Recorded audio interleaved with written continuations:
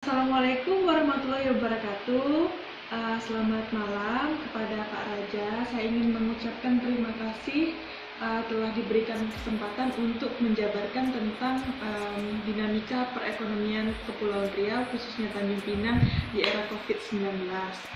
Saya Noviani dari kelas non-reguler semester 5 dengan NIM 18612384. Di sini pertama-tama saya ingin menjabarkan tentang apa itu coronavirus. Pada kasus berat COVID-19 menyebabkan pneumonia, sindrom pernafasan akut, gagal ginjal, dan juga kematian. Tanda-tanda dan gejala klinis yang dilaporkan pada setiap kasus adalah berbeda-beda, yaitu seperti demam, kesulitan bernafas, dan hasil ronsen menunjukkan pneumonia luas di kedua paru-paru. Berdasarkan bukti ilmiah, COVID-19 dapat menular kepada manusia ke manusia lain melalui sentuhan fisik dan cairan seperti batuk atau bersin. Orang yang paling beresiko terhadap COVID-19 ini adalah orang yang merawat pasien COVID-19 dan juga mereka yang berkontak erat dengan pasien COVID-19 tersebut. Rekomendasi standar untuk mencegah terjadinya penyebaran virus ini adalah dengan mencuci tangan secara teratur, menggunakan masker, dan menjaga jarak kepada sesama manusia lain. Pertama kalinya, dua kasus yang ditemukan di Indonesia adalah tanggal 2 Maret 2020 dan pada tanggal 11 Maret 2020 WHO menetapkan COVID-19 adalah sebagai pandemi. Bagaimana sih dampak dari COVID-19 ini sendiri di Indonesia terhadap pembangunan ekonomi, khususnya di Kepulauan Riau, Tanjung Pinang? Kepulauan Riau sendiri pada awal kemunculannya, Dinas Pendidikan mengkonfirmasi bahwa telah tercatat 20,3% pasien aktif dan 77,2% sembuh dan sisanya 2,5% meninggal dunia. Sedangkan Tanjung Pinang masuk dalam peringkat kedua dengan 6% pasien aktif, 92% sembuh dan 2 lainnya meninggal dunia. Hal ini memicu kekhawatiran masyarakat Indonesia sehingga pemerintah mengeluarkan sejumlah peraturan guna memutus rantai penyebaran COVID-19.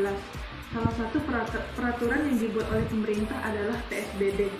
PSBB sendiri alias pembatasan sosial skala besar dengan beberapa kegiatan yang dibatasi adalah sekolah, pekerja di kantoran, keagamaan, fasilitas umum, sosial budaya, transportasi umum, pertahanan, dan keamanan. COVID-19 dan PSBB telah berdampak dan mempengaruhi sebagian besar aspek kehidupan masyarakat, terutama yang menjadi sorotan dan sangat berpengaruh pada pembangunan perekonomian, di mana tingkat beli dari masyarakat berkurang karena pendapatan mereka juga berkurang. Aktivitas perekonomian pelaku usaha, terutama swasta, baik individu maupun perusahaan, khususnya yang bergerak di bidang jasa, pariwisata, perhotelan, pusat perbelanjaan, tempat hiburan, dan juga pedagang-pedagang dari yang besar sampai yang kecil menjadi goyah. Bagaimana tentang pertumbuhan ekonomi di Kepulauan Riau? Untuk di daerah Kepri sendiri, pada semester pertama pertumbuhan ekonomi Kepri menurun sampai 6,66%. Dalam skala nasional, Kepri menempati posisi kelima dari bawah, sedangkan di Sumatera Kepri berada di posisi teratas. Sisi produksi, kategori yang mengalami kontraksi tertinggi juga jasa lainnya, minus 94,10%. Sementara dari sisi pengeluaran komponen pembentukan modal tetap, bruto mengalami kontraksi sebesar minus 7%. Di Tanjung Pinang sendiri, kurang lebih 21 perusahaan yang telah merumahkan karyawannya, di mana banyaknya dari perusahaan ini bergerak di bidang jasa perhotelan, hiburan, dan pariwisata. Dan di Tanjung Pinang sendiri ada beberapa hotel yang sudah merumahkan beberapa karyawannya. Ini disebabkan terjadinya COVID-19 yang menyebabkan para pelanggan hotel tidak dapat datang atau check-in di hotel tersebut karena tertutupnya akses penerbangan. Hanya di Tanjung Pinang, kita melipir sedikit ke daerah Bintan, di mana sebagian besar dari pendapatan daerah Bintan adalah dari sektor pariwisata. Tak banyak dari mereka yang tetap mempertahankan untuk membuka hotelnya, seperti Pulau Cimpedak dan Nikoi yang tutup sementara untuk wisatawan dari luar negeri karena terbatasnya akses masuk dari luar negeri ke Bintan sendiri.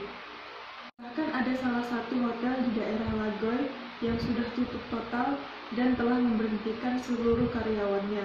Ini semua dikarenakan tidak ada pemasukan hotel tersebut karena tidak adanya wisatawan yang datang untuk stay di hotel tersebut.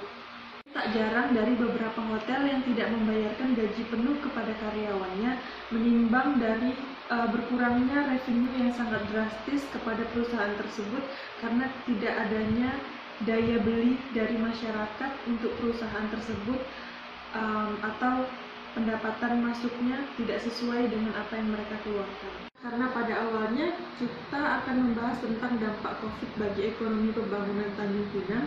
Jadi kita sedikit memberi pengertian apa sih pembangunan ekonomi itu pengertiannya.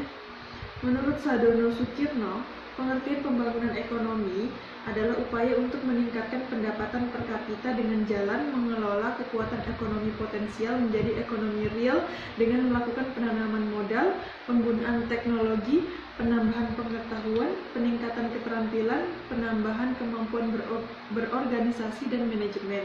Nah, kaitannya dengan COVID-19 dan pembangunan ekonomi dan juga dampaknya sudah jelas di sini dijelaskan bahwa untuk meningkatkan pendapatan per kapita.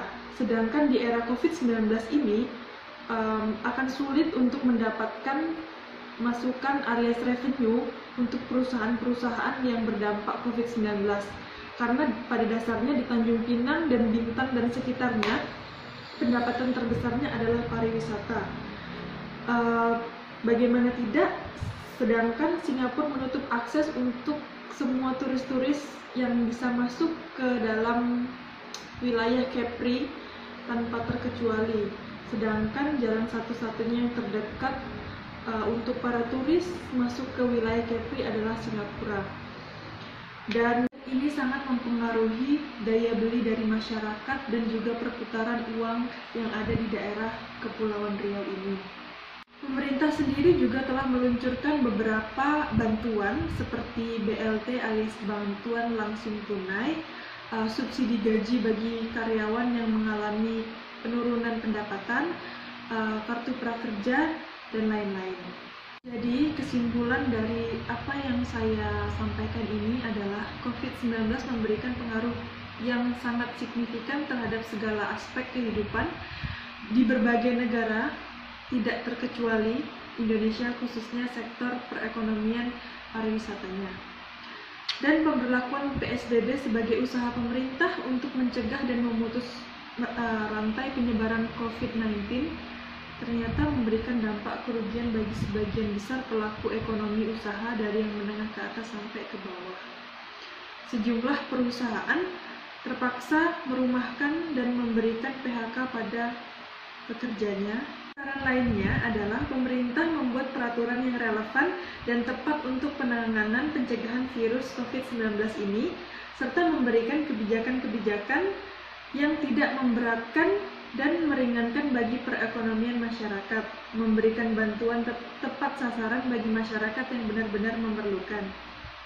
Sekian video dari saya yakin video saya dapat dimengerti dan telah tersampaikan apa maksud dan tujuannya. Terima kasih.